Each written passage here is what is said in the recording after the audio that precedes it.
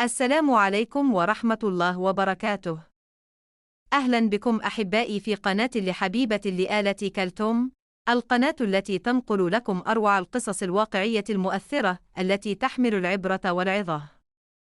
قبل أن نبدأ، لا تنسوا دعمنا بالإعجاب بالفيديو والاشتراك في القناة وتفعيل الجرس ليوصلكم كل جديد.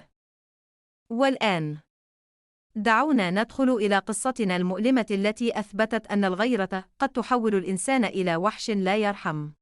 كان رشيد ومريم يعيشان حياة زوجية هادئة يغمرها الحب والتفاهم، وكان يتقاسمان كل شيء بمودة، غير أن غيمة سوداء واحدة كانت تكدر صفو حياتهما. لقد مرت 10 سنوات على زواجهما دون أن يرزقا بطفل، فلم يتركا طبيبا إلا وزاراه، وبذل كل الأسباب الطبية الممكنة. لكن مشيئة الله لم تأذن بعد، وكان التشخيص دائما يفيد بأن مريم عاقر لا تنجب. ورغم أن رشيد كان يحب الأطفال حبا جما ويتحرق شوقا ليكون أبا، إلا أنه ظل وفيا لمريم وصابرا معها. وفي أحد الأيام جلس معها وتحدث بنبرة يملأها الحنان والتردد وقال لها: يا مريم، أنت تعلمين كم أحبك وأنه لا غنى لي عنك في هذه الحياة. 10 سنوات لم تغير في قلبي شيئا تجاهك ولن أفرط فيك أبدا، لكنني أحلم بطفل يملأ علينا بيتنا. أرجوك فكري في أن أتزوج بزوجة ثانية بنية الإنجاب وتعيشين معنا في نفس البيت. تحبين طفلي ويكون لك ابنا أيضا، فنعيش ثلاثتنا عائلة واحدة. فبكت مريم في البداية، لكن عقلها ورجاحة تفكيرها وحبها لزوجها جعلها توافق. ولم تكتفي بالموافقة فحسب، بل قال لها رشيد: أخطبي لي، أنت من ترضينها لي. وتذكرت مريم زهرة صديقة أختها، وهي فتاة عرفت بأخلاقها وطيبتها. فذهبت مريم بنفسها إلى زهرة وعرضت عليها الأمر، فطلبت زهرة مهلة للتفكير، وبعد استخارة وتفكير طويل وافقت على الزواج، وتم الزفاف، وانتقلت زهرة للعيش في البيت المشترك. وفي البداية كانت الأمور تسير بهدوء، لكن سرعان ما بدأت الغيرة تلتهم قلب زهرة، وكانت تلاحظ نظرات الود المتبادلة بين رشيد ومريم، وتشعر بأن مريم تملك الجزء الأكبر من قلب زوجها. وكانت تقول له بغضب أنك تحب مريم أكثر مني ولا تهتم بي كما تهتم بها. فكان رشيد يحاول تهدئتها ويقول: استعيذي بالله من الشيطان يا زهرة، أنا أحبكما معا وأعدل بينكما. وبعد شهر واحد حملت زهرة وغمرت الفرحة البيت، وبعد 9 أشهر وضعت طفلا جميلا سموه عثمان.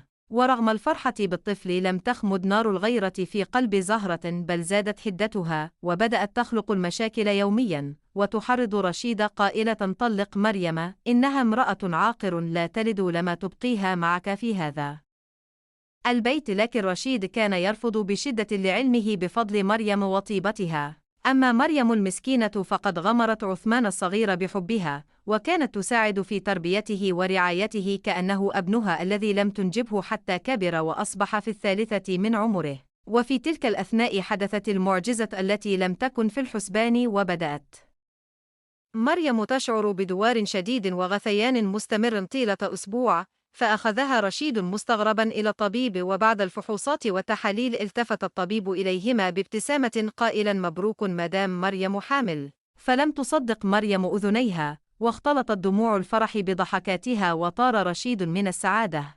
ولم تكن المفاجأة هنا فحسب، بل كشفت الأشعة لاحقا أنها حامل ب3 توائم. ووضعت مريم توائمها ال3، ولدين وبنتا، وأصبح البيت يعج بحركة 4 أطفال، وعاش رشيد أسعد أيام حياته. لكن هذا المشهد كان بمثابة جحيم لزهرة التي اشتعلت الغيرة في صدرها بشكل جنوني بعد أن رأت مريم وقد أصبحت أماً ل3 أطفال دفعة واحدة. وفي يوم من الأيام مرض أحد أبناء مريم مرضاً شديداً وغامضاً، فطفوا به على الأطباء، لكن وزنه بدأ ينقص وجسده يذبل حتى أسلم الروح وفارق الحياة. ولم تمض 4 أشهر حتى أصيبت الطفلة ابنة مريم بنفس الأعراض الغامضة، وأجروا لها الراديو والتحاليل، ولم يجد الأطباء سبباً طبياً واضحاً، وظلت تتقيأ حتى ماتت هي الأخرى. فاحترق قلب مريم ورشيد حزناً على طفليهما بينما كانت زهرة تشعر بنشوة انتصار خفية. وبعد عام أصيب الابن الثالث والأخير لمريم بنفس المرض، لكن هذه المرة بحدة أقل. فنقلوه فوراً إلى المستشفى وتلقى علاجاً مكثفاً وبدأ يتعافى تدريجياً والحمد لله. ولم يعجب زهرة أن ينجو هذا الطفل، وقررت أن تنهي حياته بيديها، فاشترت سماً قاتلاً وقامت بإعداد مشروب الشوكولاتة الساخن الذي يحبه الأطفال، ووضعت فيه السم وتركته على طاولة المطبخ بانتظار أن يستيقظ ابن مريم لتعطيه إياه. لكن القدر كان ينسج خيوط العدالة الإلهية، وفي تلك الأثناء كان عثمان ابن زهرة يلعب بكرته في الردهة، فتدحرجت الكرة ودخلت إلى المطبخ ولحق بها الطفل، فرأى كأس مشروب الشوكولاتة اللذيذ يغري بالشراب، ولأنه يعشق هذا المشروب تناوله وجرعه دفعة واحدة. وبعد دقائق بدأت أعراض التسمم الحاد تظهر على عثمان من قيء مستمر وإسهال وآلام مرعبة. فدخلت زهرة المطبخ وصعقت عندما رأت الكأس فارغاً وابنها يتلوى أرضاً، وصرخت بجنون: ولدي شرب السم سيموت. وفي تلك اللحظة عاد رشيد من عمله ليجد الفوضى تعم البيت وزوجته تصرخ، فحملوا الطفل مسرعين إلى المستشفى، لكن السم كان أسرع ومات عثمان قبل وصولهم. فجن جنون زهرة ولتغطي على جريمتها النكراء وبسبب حقدها الأعمى صرخت أمام الجميع: مريم هي من قتلت ولدي. مريم وضعت له السم لتنتقم لأولادها. فصدمت مريم ولم تنطق بكلمة من هول المفاجأة والاتهام. وفتحت الشرطة تحقيقاً، وأظهر تقرير التشريح الطبي أن الطفل مات مسموماً بالفعل. وبناءً على اتهامات زهرة تم اعتقال مريم واحتجازها على ذمة التحقيق لمدة شهرين. وظنت زهرة أنها تخلصت من مريم للأبد، لكن عدالة الله لا تنام. وكان لدى مريم ابن واحد متبق، وهو الذي شفي من المرض سابقاً. فأرادت زهرة أن تكمل انتقامها وتقتله لتفطر قلب مريم المعتقلة. وفي يوم من الأيام دخلت زهرة المطبخ وأخرجت زجاجة السم لتضعها في عصير ابن مريم، ولم تكن تعلم أن رشيد قد دخل البيت بهدوء وكان يقف خلف باب المطبخ، ورأى انعكاس صورتها بوضوح في مرآة معلقة على الجدار تكشف ما تفعله.